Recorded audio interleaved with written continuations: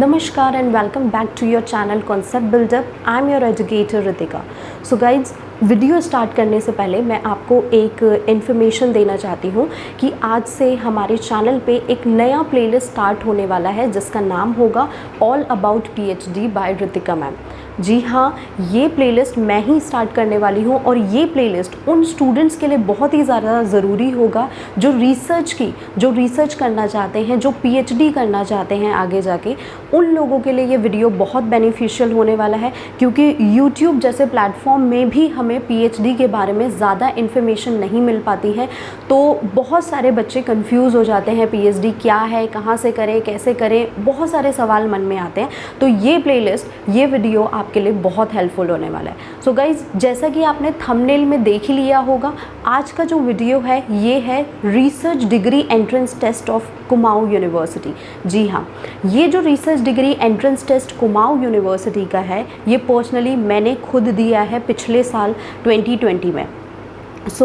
क्या होता है RDET, इसका सिलेबस क्या रहता है और मैंने इसको कैसे क्लियर किया, क्या जर्नी रही, एंटायर जर्नी अभी तक की। तो ये वीडियो आपके लिए बहुत ही इन्फॉर्मेटिव होने वाला है क्योंकि मैं इन सारी डिटेल्स को इन वीडियो में कवर करने की पूरी कोशिश करूँगी। तो आशा करती हूँ कि आप सब लोग इस वीडियो में एंड तक बने रहेंगे। So let's start the video. RDET, which is Research Degree Entrance Test, and this test is conducted by various universities। जैसे BHU की बात करें और भी दूसरी यूनिवर्सिटीज़ की बात करें, वो सब अपने अपने रिसर्च एंट्रेंस टेस्ट लेते हैं, ठीक है। बट यहाँ पे हम बात करने वाले हैं KU रिसर्च एंट्रेंस टेस्ट की, which is named as KU RDET of Kumaon University. तो बेसिकली ये जो टेस्ट था ये मैंने भी दिया था पिछले साल 2020 में, and it was conducted on 1 नवंबर 2020। तो पहले तो दो कैटेगरीज होती हैं इसमें। सबसे पहले अगर आपका CSIR नेट क्वालिफाइड है तो आप ये एक्सटेम्प्टेड कैटेगरी में जाएंगे। मतलब इसका मतलब ये है कि आपको RDET का एंट्रेंस टेस्ट देने की ज़रूरत नहीं है।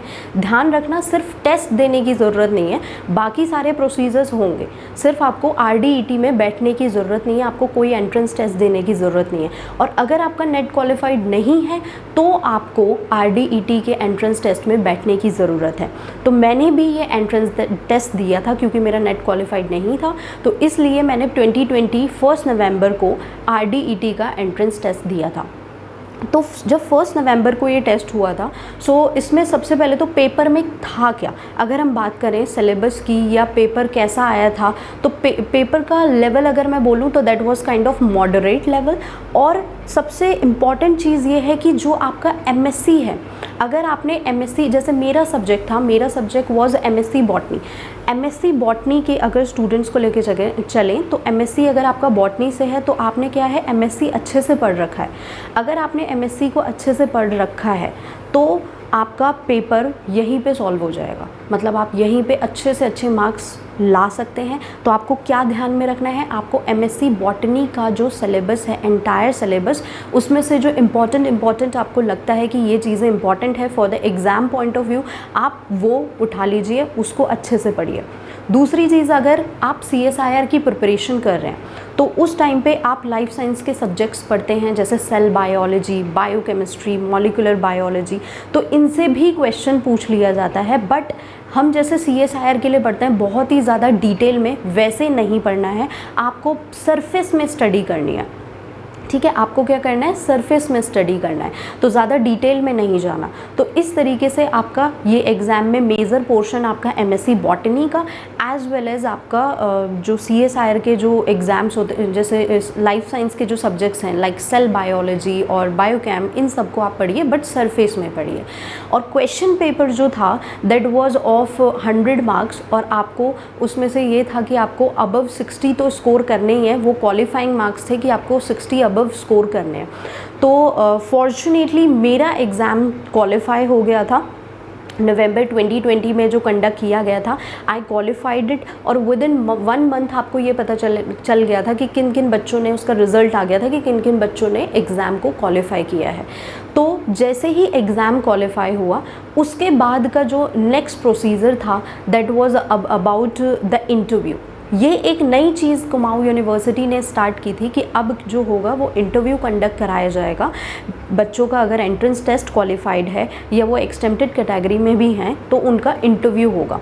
तो इंटरव्यू के लिए भी हमें एक ड्यू डेट दिया गया था कि आपको इस दिन कुमाऊँ यूनिवर्सिटी में नैनीताल में जाकर अपना इंटरव्यू देना है।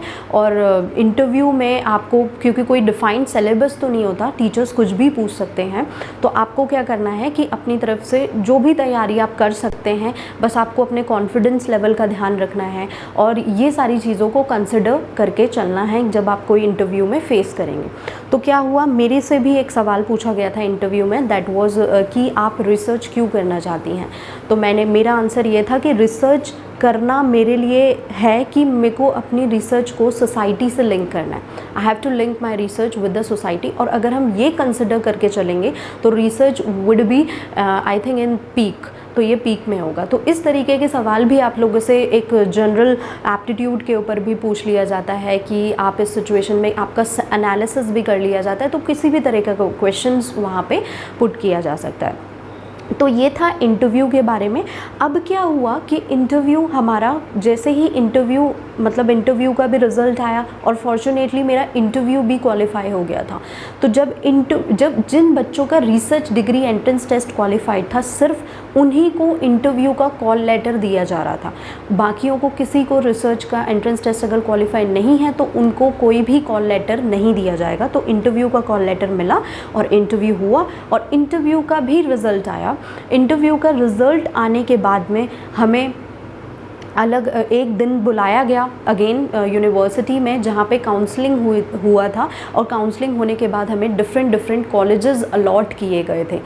तो इस तरीके से ये पूरा प्रोसेस। गाइस 2020 में पिछले साल एक बहुत बड़ा चेंज भी आया था और ये चेंज ये था कि जो कुमाऊँ यूनिवर्सिटी थी और जो एसएसजे यूनिवर्सिटी थी, अब उन दोनों यूनिवर्सिटीज़ को अलग अलग कर दिया जाता है। पहले तो एसएसजे यूनिवर्सिटी कुमाऊँ यूनिवर्सिटी का ही पार्ट था, बट अब क्या हुआ है कि केयू अलग हो गया है और एसएसजे कैंपस जो एसएसजे यूनिवर्सिटी में बदल गया है, अब वो एक पर्टिकुलर अपनी यूनिवर्सिटी है। तो मुझे जो कॉलेज अलॉट हुआ है वो एसएसजे यूनिवर्सिटी के अंदर आता है। तो इस तरीके से बहुत सारे बच्चों को केयू का कैंपस मिला और केयू के अंदर जो कॉलेजेस आते हैं वो मिले हैं, और कुछ बच्चों को एसएसजे यूनिवर्सिटी के अंदर जो कॉलेज आता है वो अलॉट हुआ है। तो ये तो थी पूरी एंटायर जर्नी कि किस तरीके से हमने आरडीईटी में बैठना है, क्या क्या प्रोसेसेस होती हैं और क्या क्या सिलेबस रहता है। बट मैं आपको कुछ टिप्स देना चाहूँगी कि जब भी आप रिसर्च एंट्रेंस टेस्ट केयू का दे रहे हैं तो सबसे पहले, अगर बहुत अच्छी बात है कि अगर आप केयू से ही अपना एमएससी करे हुए हैं तो ये बहुत ही वेल एंड गुड है। अगर आपने केयू से एमएससी नहीं किया है तो उस टाइम पे आप लोगों को प्रॉब्लम फेस करना पड़ता है। और प्रॉब्लम क्या है कि आप जब भी एंट्रेंस टेस्ट दे रहे हैं और अगर आपका क्वालिफाई हो गया है, इंटरव्यू भी क्वालिफाई हो गया, तो आप कोशिश करें कि आप ज़्यादा से ज़्यादा प्रोफेसर्स से कनेक्ट होने की, आपके सब्जेक्ट के प्रोफेसर से आप उनसे पर्सनली बात करें, उनसे मिलें, या फिर आप उनसे किसी भी तरीके से कनेक्ट होने की कोशिश करें और आप उनके सुपरविज़न में आने की कोशिश करें, क्योंकि बहुत मुश्किल हो जाता है कई बार कि एक अच्छा सुपरवाइज़र मिलना हमें। आप ये चीज़ पहले से लेकर चलें कि हमें किस सुपरवाइज़र को चूज़ करना है, कौन से सुपरवाइज़र इस फील्ड में बहुत अच्छे हैं, आपके फील्ड में, आपके सब्जेक्ट में, आपको ये ध्यान में रखना है। और कोशिश करें कि आप उनसे मिलें, आप उनसे एक बार फ़ोन पे कांटेक्ट करें या फिर आप उन्हें ईमेल सेंड करें, कैसे भी आप उनसे मिलें और उनसे पहले ही बात करके रखें कि हमें आपकी गाइडेंस चाहिए। तो इस तरीके से ये आपको पहले ही कंसिडर करके रखना है। तो आशा करती हूँ कि जो भी टिप्स मैंने आपको दी या जो भी एंटायर जर्नी के बारे में बात किया आरडीईटी के, वो आप लोगों को बहुत अच्छे से क्लियर हो गया होगा।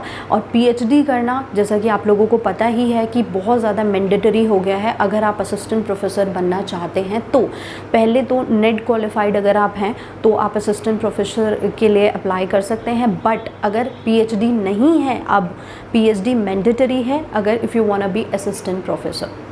तो गाइज़, आशा करती हूँ कि आप लोगों को मेरी सारी बातें समझ में आ गई होंगी, और अगर आ गई हैं तो आप इसे इम्प्लीमेंट करें और अपना ध्यान रखें। Thank you so much. Okay friends, तो ये स्क्रीन पे मेरी मेल आईडी फ्लैश हो रही है। अगर आपको कोई भी क्लास से रिलेटेड क्वेरीज हो तो मुझे इस मेल आईडी में आप मेल कर सकते हैं। जो मेरा रिस्पॉन्स होगा वो विद इन 24 आवर्स आपको मिल जाएगा। Thank you.